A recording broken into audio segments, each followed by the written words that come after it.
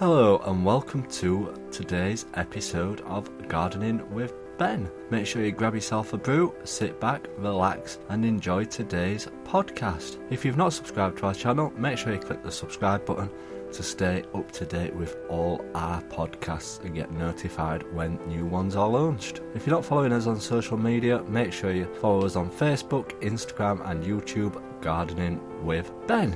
Also, I've recently been nominated for the Best Gardening Blogger and the Best Gardening Podcast by Grow Your Own magazine. So please try and help me and get these amazing awards by clicking on the link in the description and casting your vote for it. Voting closes at the end of July, so you've got plenty of time to do it, but don't do it until after you've finished listening to today's episode. So I hope you enjoy it. And let's get on with today's episode. Hello and welcome to Gardening with Ben's podcast for today. Well, I'm doing well with these podcasts. They're coming back regular now. So, today we have also been off down at the allotment. And it's not been as warm as it was yesterday. Wow, the temperature has certainly changed. And thankfully, it did actually rain in Sheffield this morning. Just before I woke up, which is ideal when you're doing work down at the allotment, as obviously you want the ground to be soft to be digging in and to be weeding in.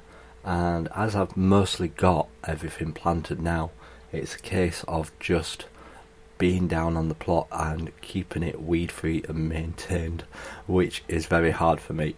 One for starting off good, and then towards the end of the year it just looks like a mass of weeds.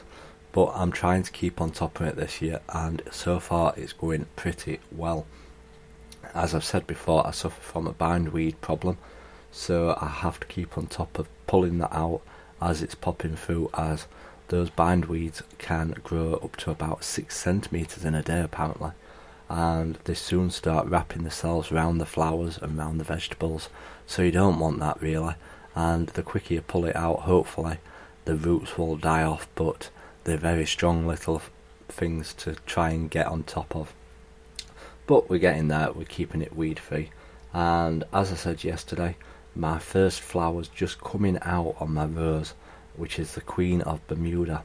I've just shared a picture of that today on my Instagram channel, so if you've not seen that picture, head over onto my Instagram, Gardening with Ben, and check out how beautiful it is. And while I'm on about that, I just want to say thank you for those who have subscribed to this channel and stay up to date with all my podcasts. It really does mean a lot. And remember to leave a review after this podcast. So over the next few episodes, we're going to be talking also about what stuff can be sown in June, as a lot of people are unknown about what you can still sow in June. So stay tuned for those episodes coming up shortly. So what else have we been up to down at the plot? Down at the plot, I did notice today that I've actually got my first courgette growing.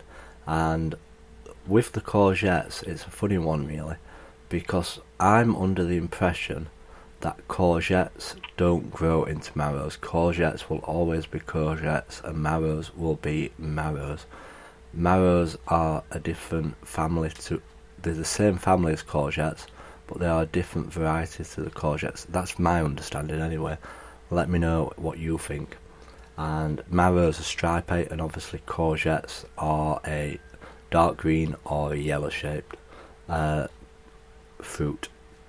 So that's my understanding. And in the past I do often grow the courgettes nice and big, as my friends like to use them for stuffing and for slicing and grilling. So I usually tend to grow my courgettes quite big, but obviously the more you pick your courgettes, the more will grow. So it has its pros and cons if you're wanting to grow them big or if you're wanting to grow them small. I don't know what you do. Let me know if you grow them small size so that you can keep chopping them up and picking them on a regular basis, or whether you actually let them grow to a nice size, because courgettes are so expensive in the shops. It amazes me how expensive courgettes are to buy, whether they're all imported and not grown in England, so hence why it might be expensive. But we've also picked another bucket bucket, plant pot, whatever you want to call it, full of strawberries. This is my favourite time of the year, picking those strawberries on a daily basis, and sometimes it's hard keeping up with how many you're picking, as they do soon start ripening. Once that sun starts to appear, they're just ripening all the time. So that's one thing that we've been doing as well. And like I said, I've been doing a lot of weeding today. I've weeded about half of my plot, but I've still got to sow some beetroot. I'm going to grow some beetroot, sow some radish, and also sow some spring onions. So we're going to be getting them sowed. My garlic's still coming along really well. I mentioned that in yesterday's podcast, so I won't repeat about that.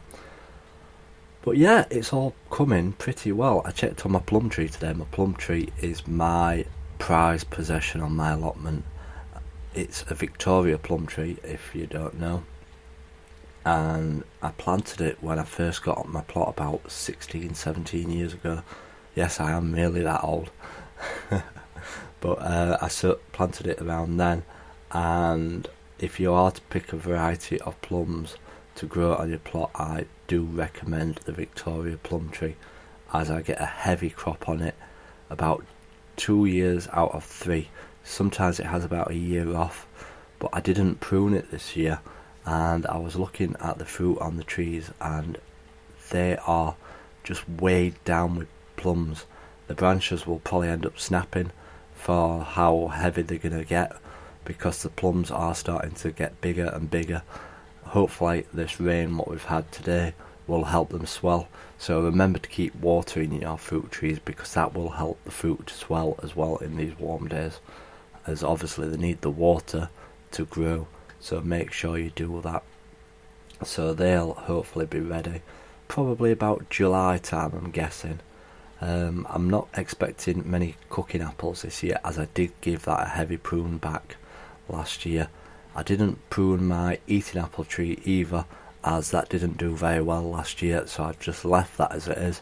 So hopefully we may get quite a lot of eating apples this year, and looking on it, it's got quite a few on it, but they do tend to drop the fruit around June, July time. They seem to like shed what they don't want and then continue growing what they want to grow. So watch out for that. You may think you get a heavy crop, but you do get a drop of fruit around then. So fingers crossed we do. So yeah, that has basically been what we've been up to down at the plot today. I hope you enjoy these podcasts. Please do leave a review on the platform that you're listening to it on. It's always good to see them comments. We've only got a few comments on them, so I'm always pleased to see what people are saying. And obviously do click that subscribe button, because you'll get notified as soon as new podcasts arrive on the platform, which hopefully will stay regular on a basis. But we'll have to see about that, see how busy I actually am, because tomorrow I'm back at work. So thanks for listening. As always, remember, keep gardening.